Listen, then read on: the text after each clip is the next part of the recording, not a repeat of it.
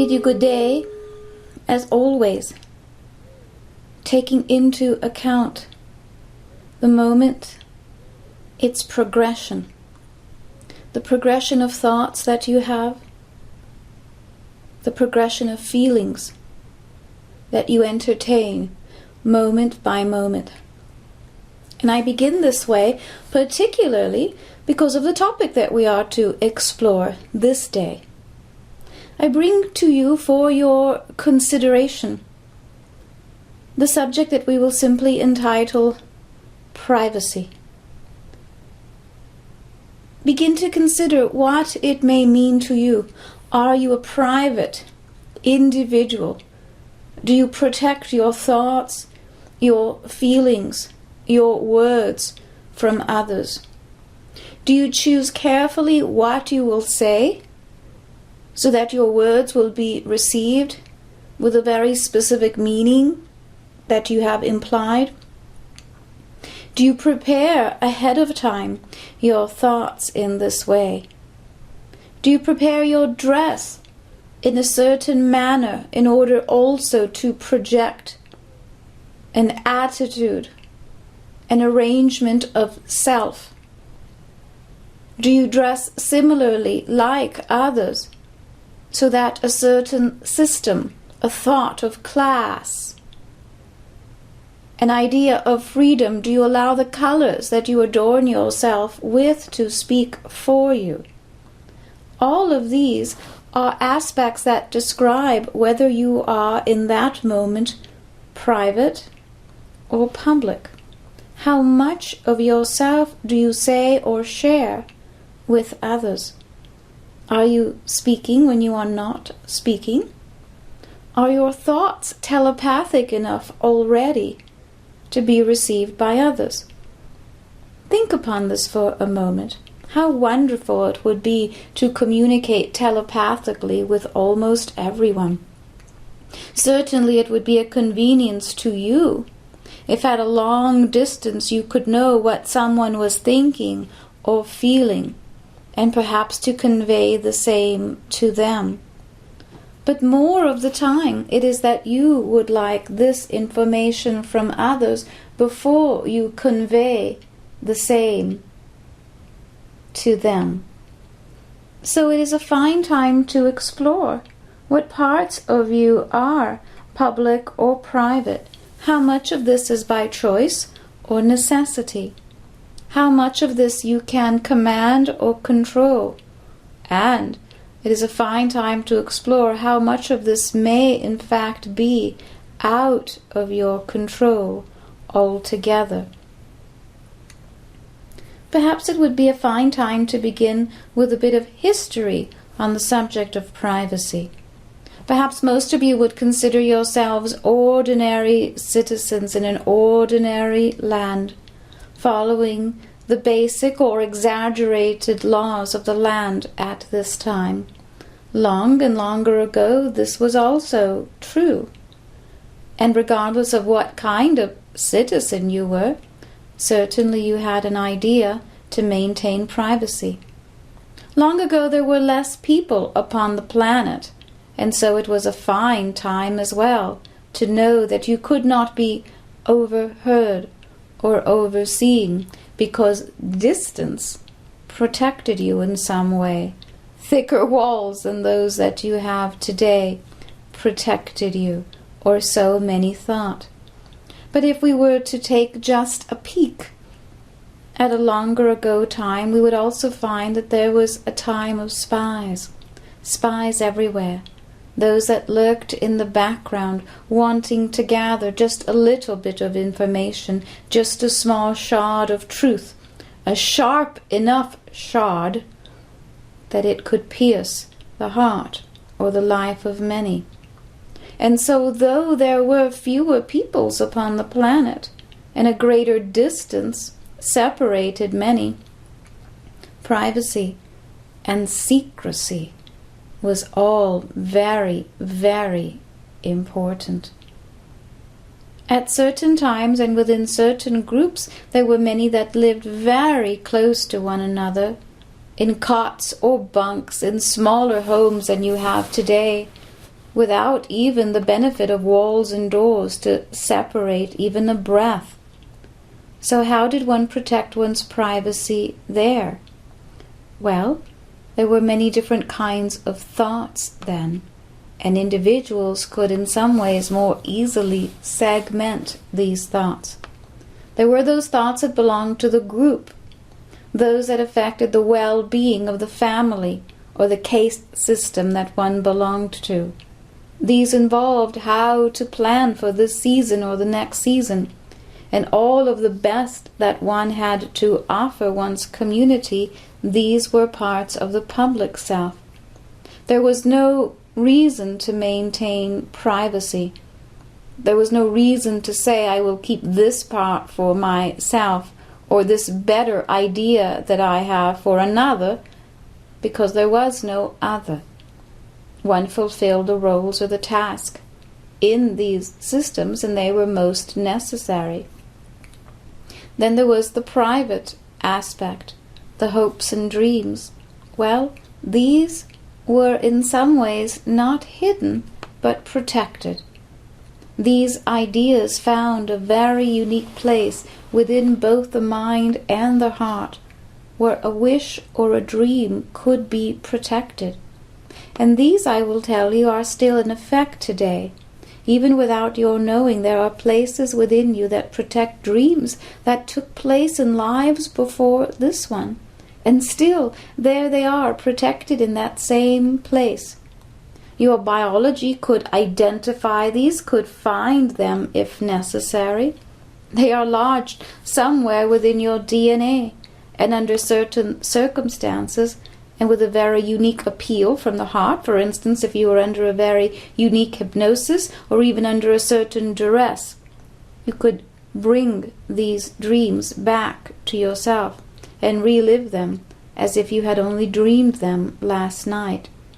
So you see, there are many places within you that have, over a long, long period of time, protected truths, protected dreams and desires, and that is still true today.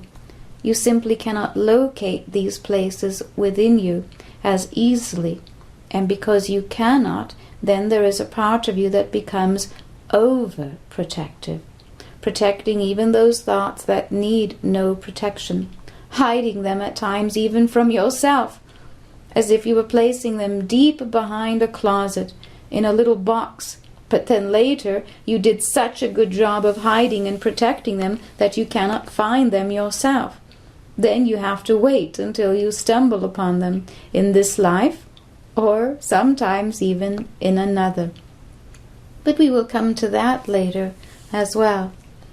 If we stay with the historic aspect of privacy and continue to explore that, I will tell you that in many ways the privacy that you enjoyed as individuals also gave you a certain public decor.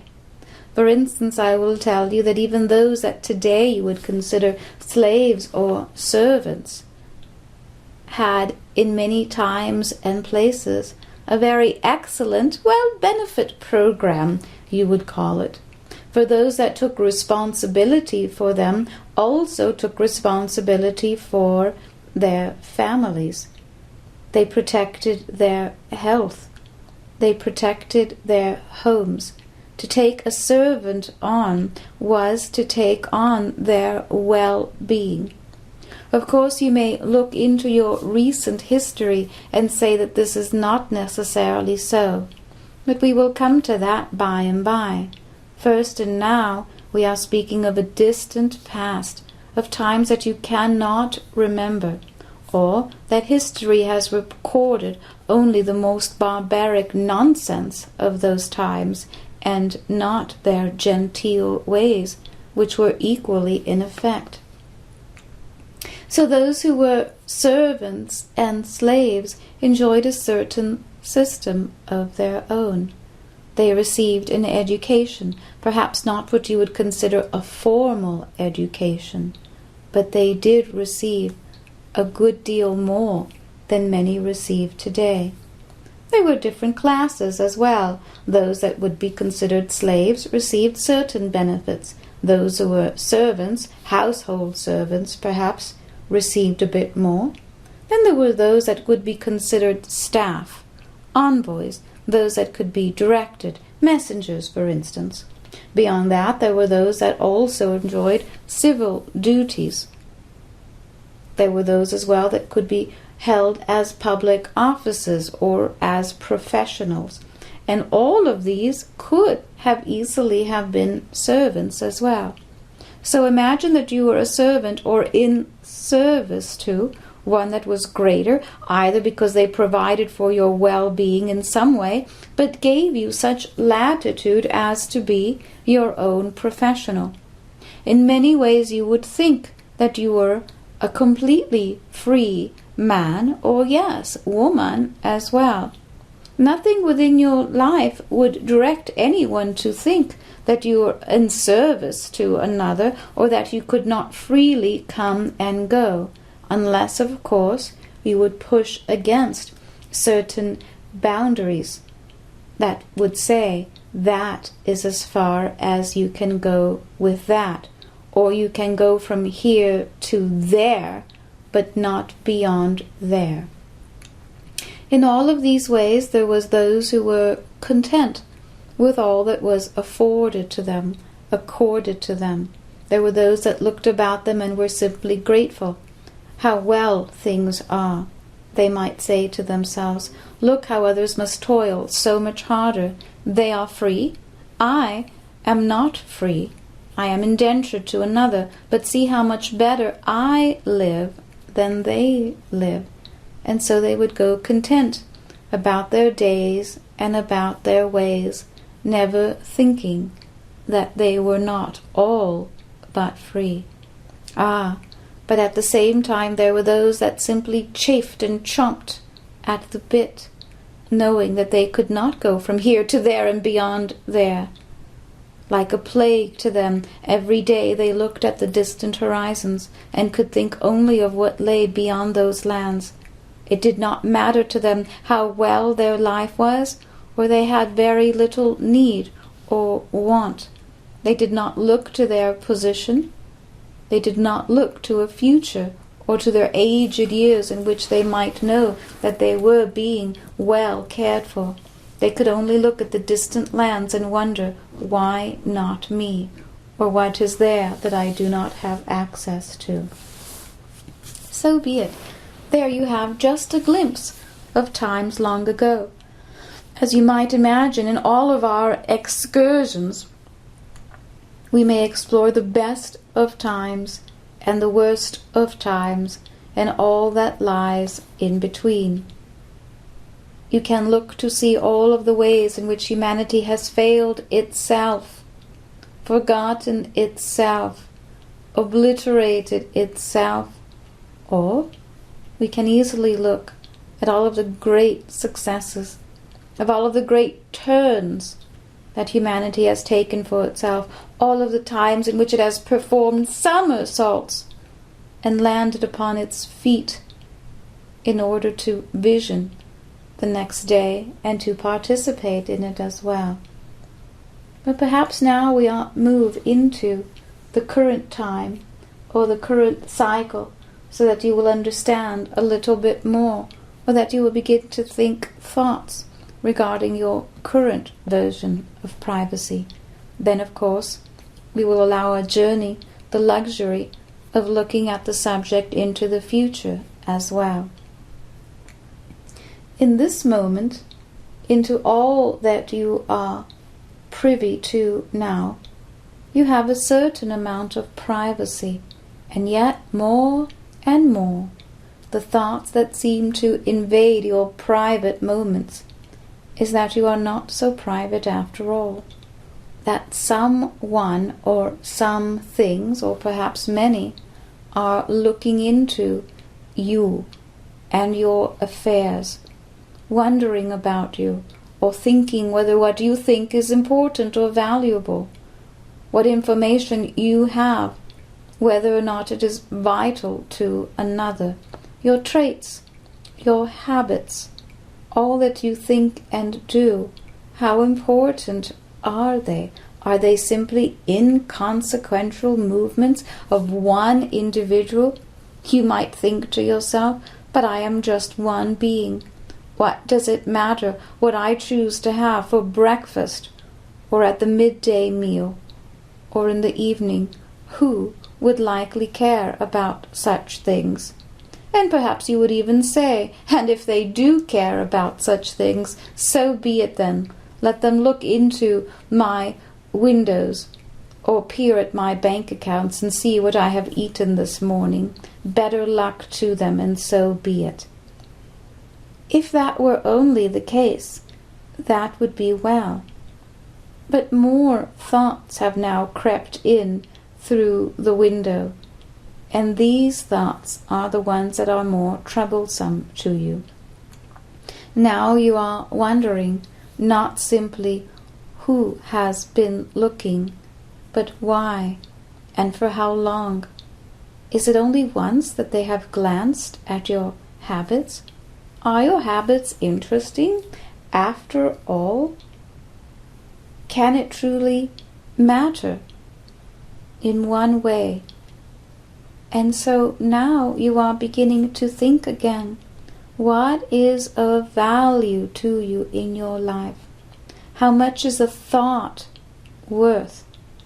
How much is a habit worth? And what if that habit could truly be influenced in a certain way? What if that thought could be directed in some way? Is it worth more once it is influenced or directed? Or is it worth more when it is innocent and free from such? What is the value of a virgin thought versus one that is not? And so it is a fine time to begin to consider all of this. Perhaps we can move for just one more moment to the past again. And I will tell you, for instance, that in those same lifetimes that we just explored, there were many that were given generous grants. Grants to begin professional businesses.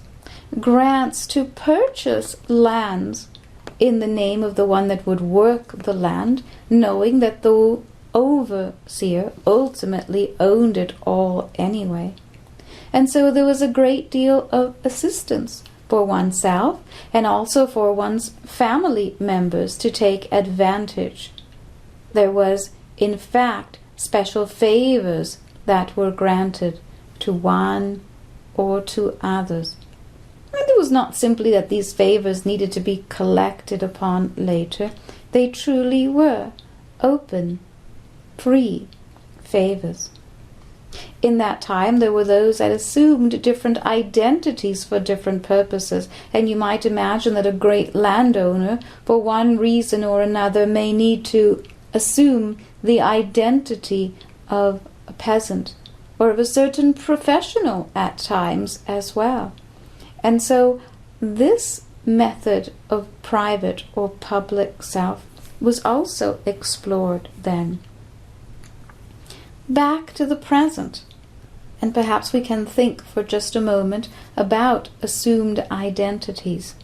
Well, that does seem to be a bit of a problem in many cultures and societies today.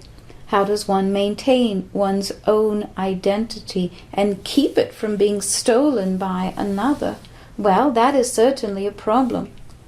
But there are also times when one no longer wishes the same identity. Now they wish to take on a new one.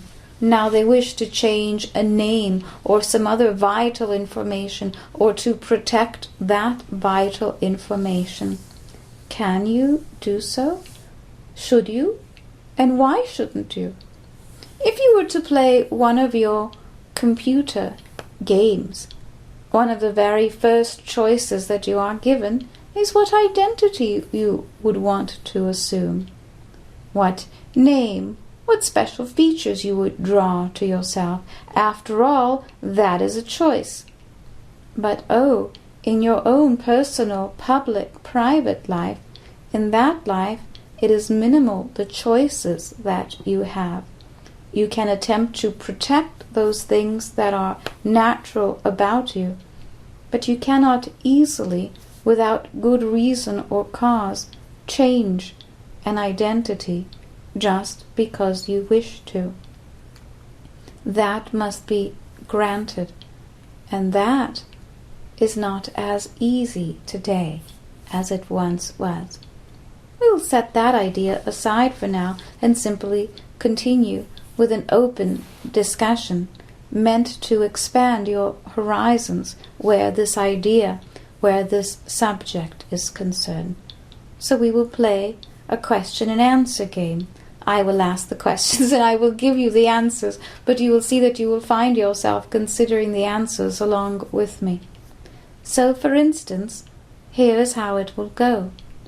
Are you a public person or a private citizen? What do you consider yourself to be?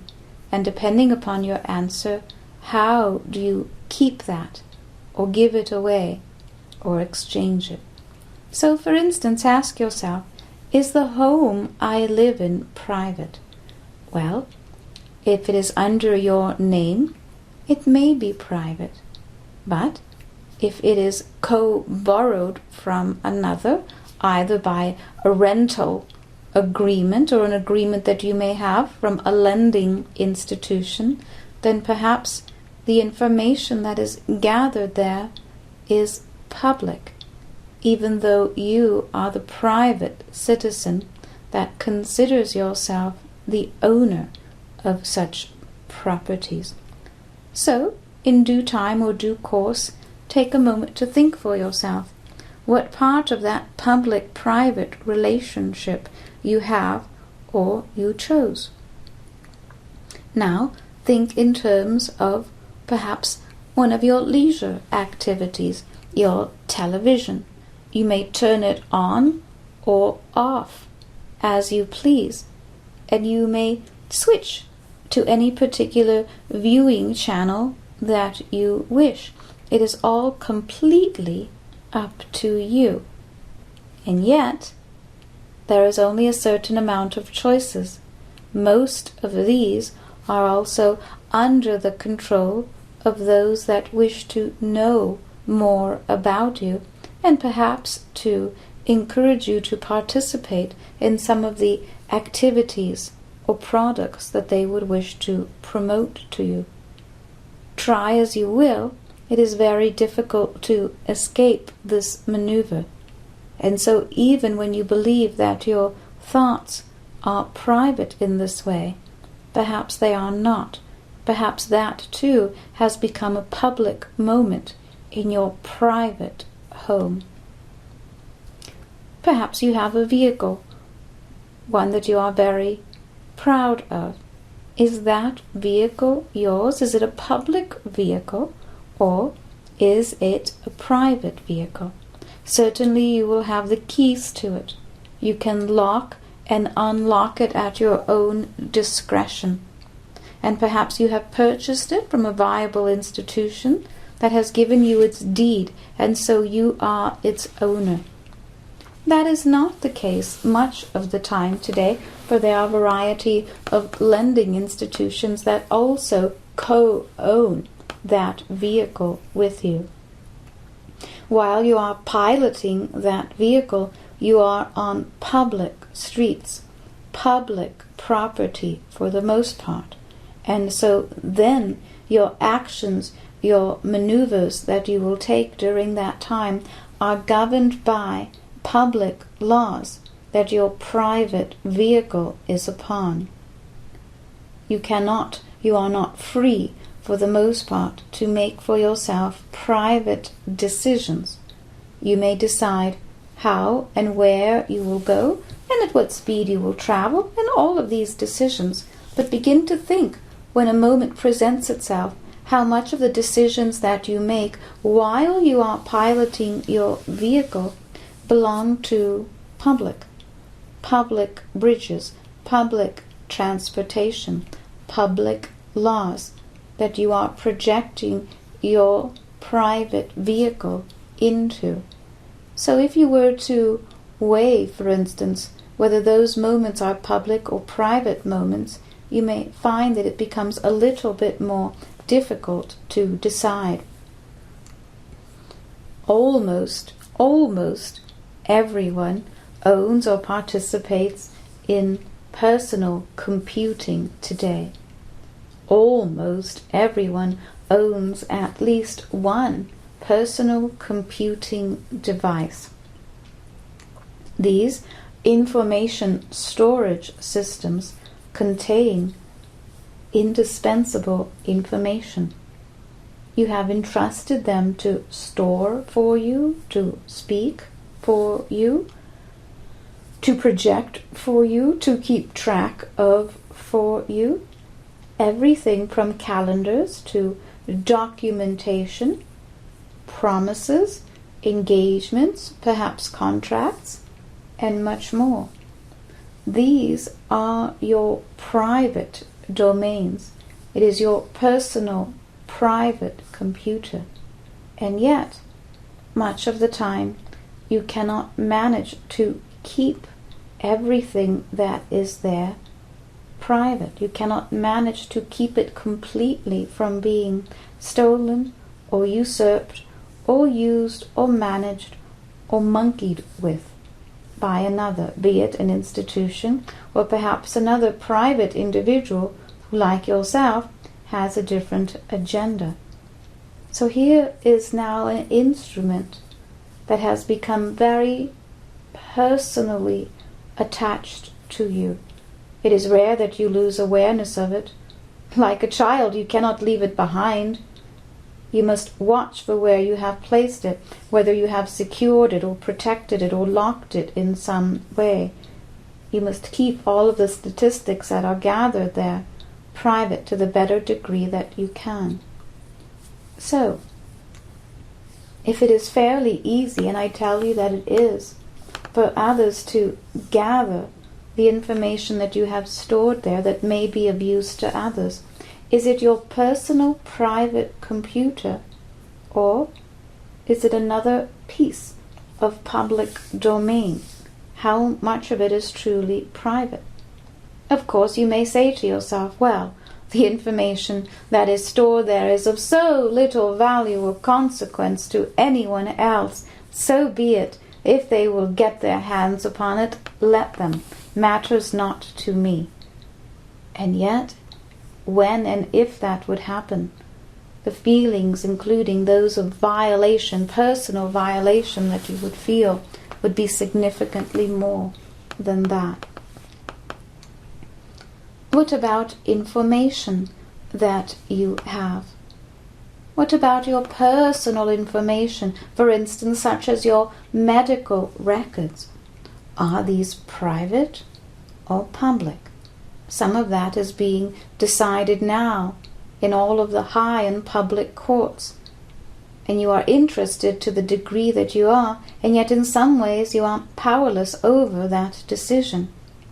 How much of that information belongs to a public world? Whether you feel well in your day or in your week, could that matter to anyone?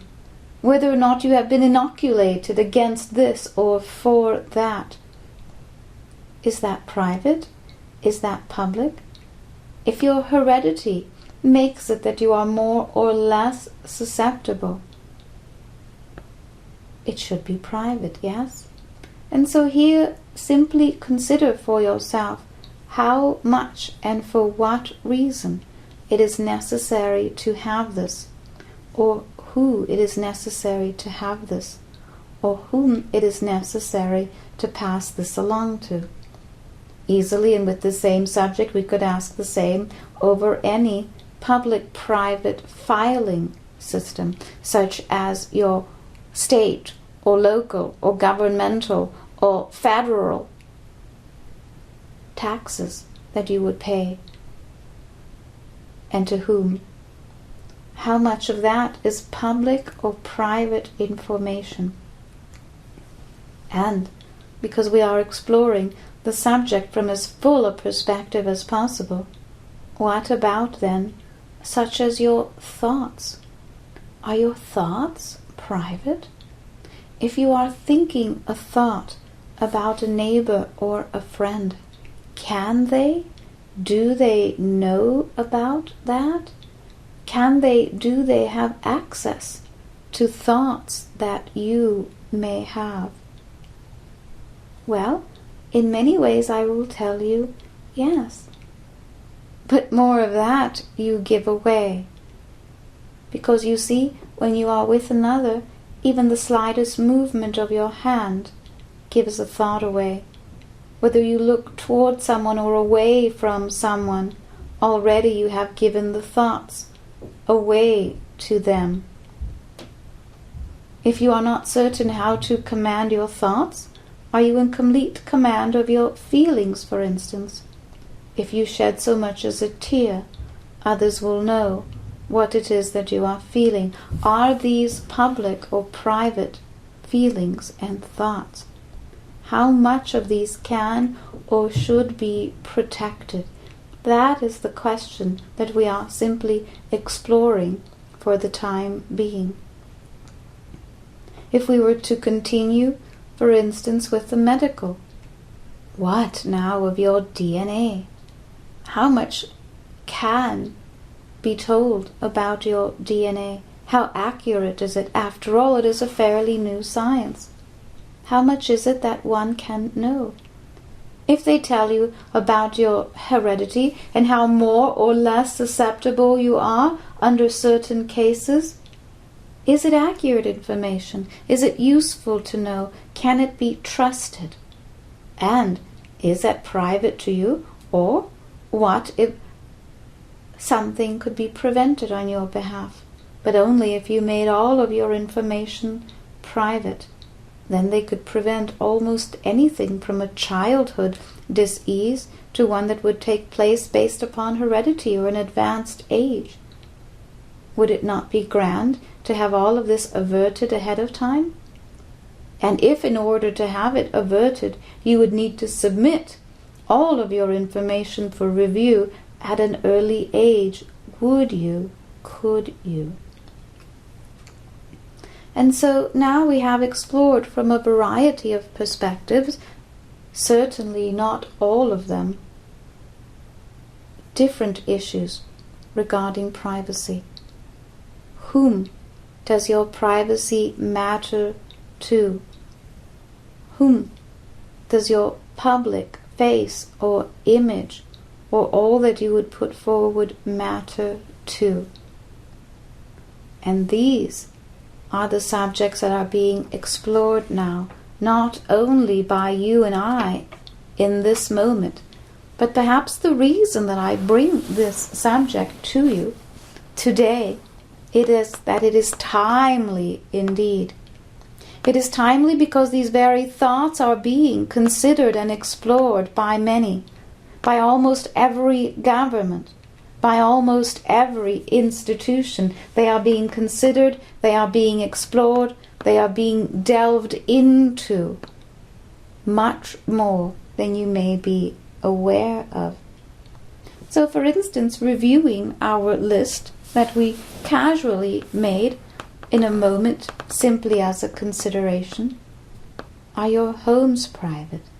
Well, I would say to you that some of them are and some are not.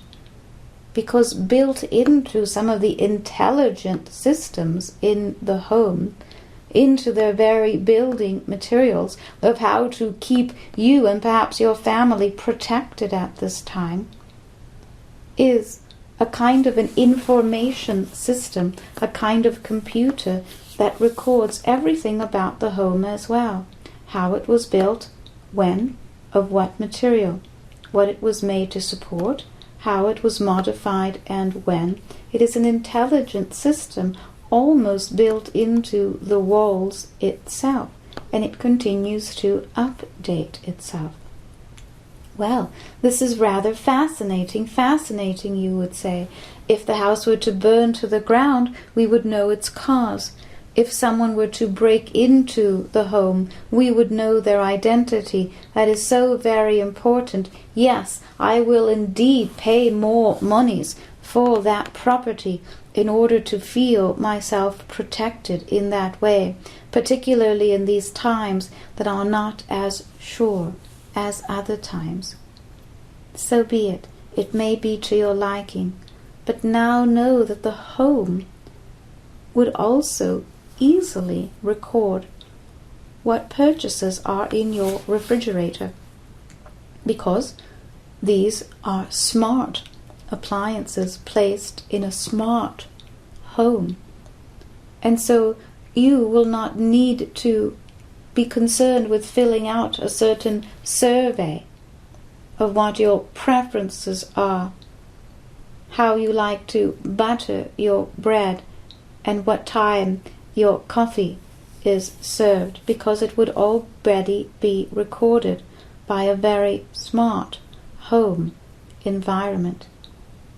It would be able to appeal to you when to keep yourself warm, when to keep yourself modestly cooled.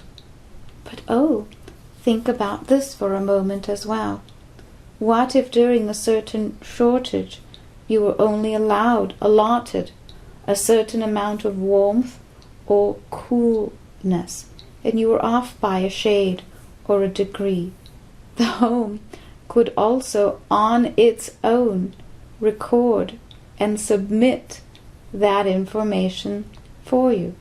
Of course, when that system was created, it was simply to alert you so that you could better monitor the progress of your expenses, or that you wish to serve your environment well and wish to be within these certain statistics. But what if, when you were not, the home itself were to submit such data so that you could be fined, even if your moment had been accidental? Homes, the newer ones that are being built, can do this.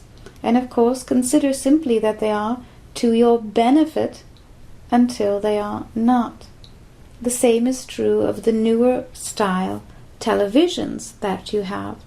Oh, how many more functions they are able to perform for you. How well it is that you are able to customize themselves for you, that they will know what you prefer to watch and when, that they will save such programming for you and alert you so that you will not miss a favorite match or what it will be. But these newer style televisions then also record not only your preferences of times, they can also record when you blink. What do you blink at? Do you blink in the sight of a horrible newscast? Do you blink away from a masculine or a feminine response? Do you blink? Do you think? Do you feel? Do you turn on? Do you turn off? Your televisions not only are broadcasting to you and for you, they are watching you and listening to you, your patterns in all that you involve yourself with. The same is true of the newer vehicles. They are made in your identity in some ways. They are locked on to your fingerprint so that another cannot take them, mismanage them, or steal them for you. They are also able to transmit your actual placement to any other individual that has a similar system or that has interest in that. So your location upon a map or upon the world can be tracked. And if it is that you can begin and stop your motoring with a print, your fingerprint, or with a keyless entry, those that have created such systems have also made them of benefit to others that may have interest in them as well. And so where you go during a day is recorded. Everywhere that you have been on any given day is recorded by an internal computer whether or not you ever need that information, there may come a time when someone else wants or needs it, and there it will be accessible to them. And so imagine for an instant that you are given a very well and discounted rate to insure and protect you and your vehicle. But your practices may be different. Or perhaps you have instructed others that you drive very little, and that most of the time your vehicle is garaged after all. Well, your practices may send a different message to those companies that insure the vehicle. And of course your protected rate may or may not be available to you next time. So what we are offering here is a two-sided view of what is public, what is private. It is for you to consider in all ways the world that you live in. Part of the motive for our coming together in these discussions is simply to bring awareness, to bring subjects that would not come to surface in great detail in other of our meetings, and so we gather together in such moments to explore the world that you live in. And in exploring the world that you live in, you have the opportunity to decode it, to think about it, to feel about it, to decide, based upon what we explore, what kind of world you wish to live in, what kind of world you wish to express yourself in, and in this case, whether or not you wish to express yourself publicly or privately, whether or not indeed there is a difference between the public and the private self, how to pursue one over the other. Perhaps we will add that dimension to the subject as we continue now. So the moments themselves now are presenting to you a variety of different scenarios. Perhaps you have already been well aware of what we have brought forward. Perhaps it will come as news to you to what degree the advances that you are making are taking the cultures and societies of the world today. Every advance that is brought to you, everything that you will say, oh, how new and wonderful is that? How much easier does that make my life or my decision-making? How less effort that is. Indeed, I will congratulate you and all of the human efforts in that regard. But now begin to think as well, what kind of person are you? And what kind of person do you wish to be? As you consider these thoughts, we will begin to look into the future just a bit, so that you will see how to project yourself, how to comport yourself in the days and times that are coming in the near future. Now, for a time it will seem that you have all of the choices, that it is all up to you, and that all of the modern conveniences that reveal themselves to you, each one in turn makes your life better than the other. This year is better and easier than last year, and like that. That is for a time. Here and there you will see how the modern technology that is available has averted a certain crime, has captured, for instance, a certain criminal before he was able to commit a crime or cause harm to another. And you will celebrate these technologies, these new conventions of the time. You will consider yourself fortunate to live among these. But then there will come certain mishaps. Human mishaps, some. One individual that has mismanaged the role that he was given. An individual that has mismanaged perhaps the information that he was entrusted with. Someone that thought they could make a system better but failed in the process. Someone that for a small gain would leak one information over another. Small errors, human errors, will come first. An idea that was released too soon, so all of the safeguards were not put in place. A small error in technology that could have been averted but was not. Just one glitch, they will say, and look, we have fixed it already. It cannot happen again. It will not happen again. We have seen to it. But then there will be another glitch, and then another glitch. And here and there will be some rather significant mishaps. These mishaps will come in the age of information and technology, which you are near the close of now. Until now, information technology has been growing. It has been gathering speed. It has been taking you further and further, making your personal lives easier, your privacy more important and protected, and your public self, your persona, that which you would wish to project to others, even that it has enhanced. But now I tell you that as you continue to climb that hill, when you find yourselves upon the pinnacle of that mountain, then that is when it will begin to slip. And the mishaps that there will be will cause difficulty, not for all, but for some. The systems that were created to protect privacy, they will not protect, not the individual and not the greater community. And within these mishaps, that is how those that project these ideas make them available, necessary, pertinent, and obligatory to the world. That is where some of them will begin to unravel and fall apart.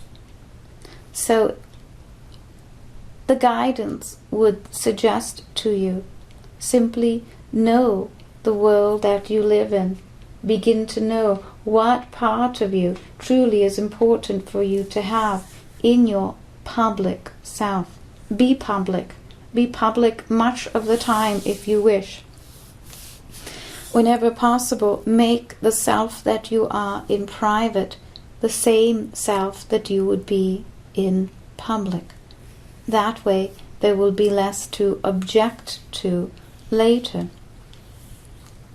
Let many of your thoughts serve a greater purpose or serve a sense of community.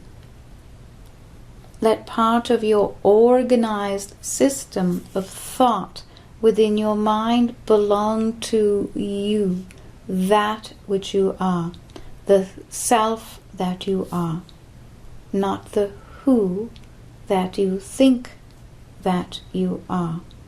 The self, the self-awareness, the self that does not hide, that does not project, that which is consequence and inconsequential in every moment. Let that side of self guide you now, and if possible, always.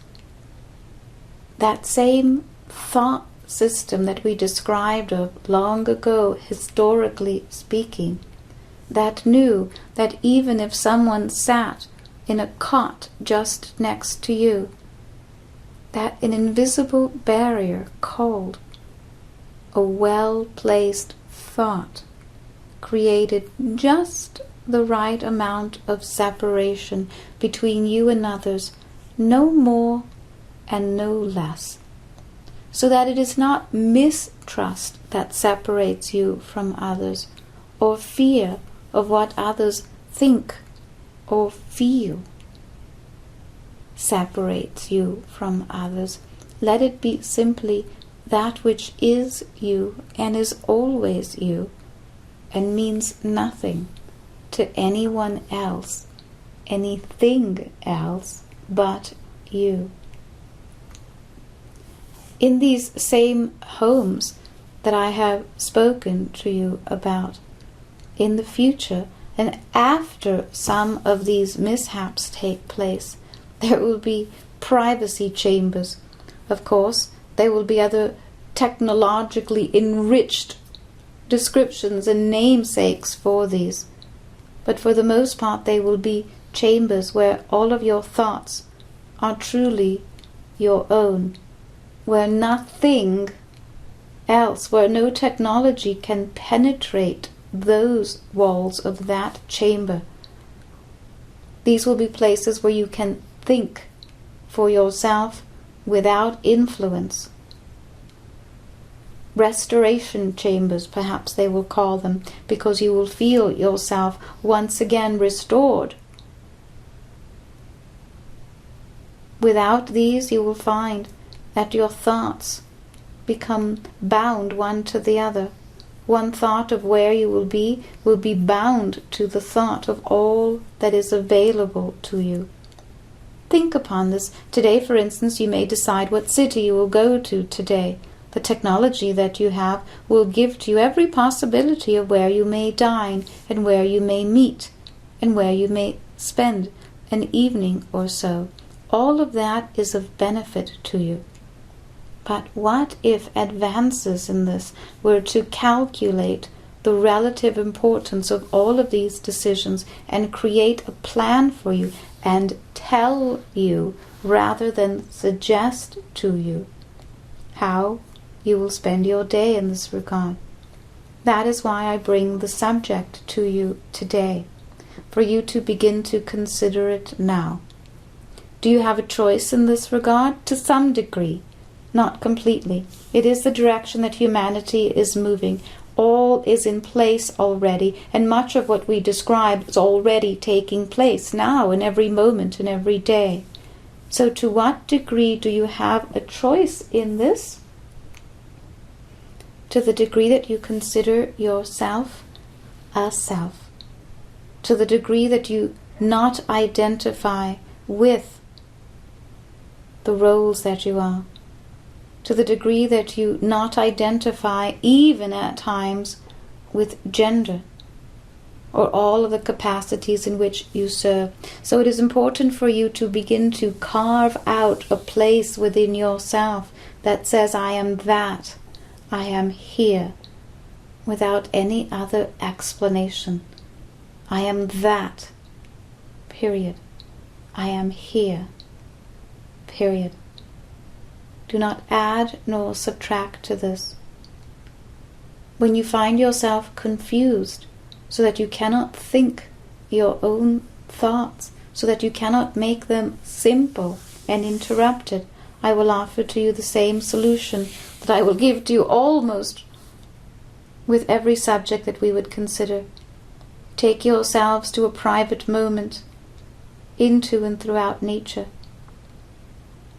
In and with any or all elements, you would find that this is a private chamber in itself. You will think that the tree that you are with cares very little what you have eaten as you have broken fast in the morning, or how you will spend the rest of the day, or what habits you would bring forward. When you find yourself in need of a restoration chamber, let nature be your guide in this way. I will tell you as well that it will be of benefit for you to have innocence in your heart. Hold yourself harmless in all that you think and say and do. And you will see that you will be this more and more. Hold yourself harmless even though you are accountable for your thoughts and your feelings. You will see that they become more pure each and every day. Tell yourself and recognize where harmony exists in your life.